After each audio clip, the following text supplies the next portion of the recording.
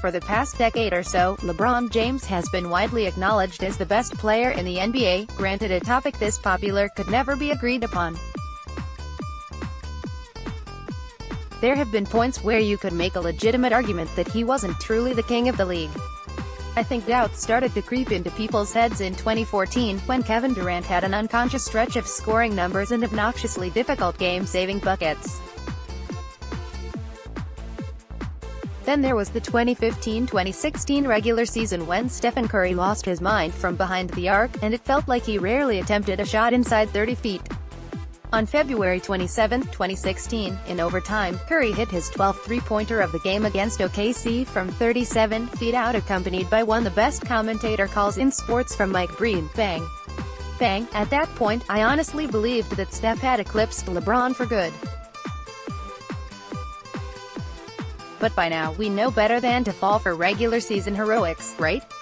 Come playoff time, LeBron is a man among children. It's as reliable as the sun rising every morning. Even when the Warriors reeled off a record-breaking 73 wins during that 2016 regular season, LeBron, with plenty of help from Kyrie, still proved to be too much.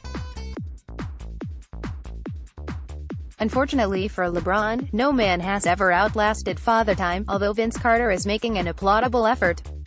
If you've been watching LeBron play this season, there seems to be no tangible difference in his regular season production that would lead anyone to believe that he's significantly declining on offense.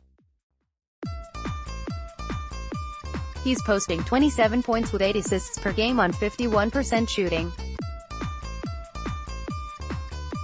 He's done a beautiful job of slowing down his game, adding in more post-ups and masterfully picking his spots on the floor. But on the defensive end, he's been taking more plays off than ever before, and it's very noticeable as games wear on. His defensive rating has actually improved from around 108 last year in Cleveland to 107 this year in LA, but that entire Cleveland team was a dumpster fire when it came to resisting offenses. Here's the bottom line: the two things that have allowed LeBron James to be perceived as the greatest player in the world, his health and his ability to relentlessly end up in the NBA Finals every year.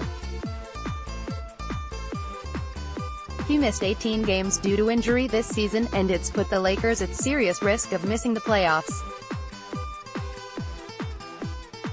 Newsflash: LeBron James will be watching the NBA Finals either from the sidelines or on his flat-screen TV at home this year. To even make it out of the first round, he'd have to go God mode against a lucky first-round matchup with a team not named the Warriors. Giannis Antetokounmpo is the best player in the NBA right now. He posted a stat line of 26.9 points and 6 assists per game on a ridiculously efficient 57.9% shooting. The Bucks have the best record in the league at 48-14 and just took down the Lakers in LA, even with impressive showings from LeBron, Kyle Kuzma, and a blooming Brandon Ingram. Giannis is a borderline DPOY, with one of the best defensive ratings in the league: 98.6, 1.4 SPG and 1.5 BPG. He's simply impossible to guard going to the rim and is doing all of this with a still developing jump shot.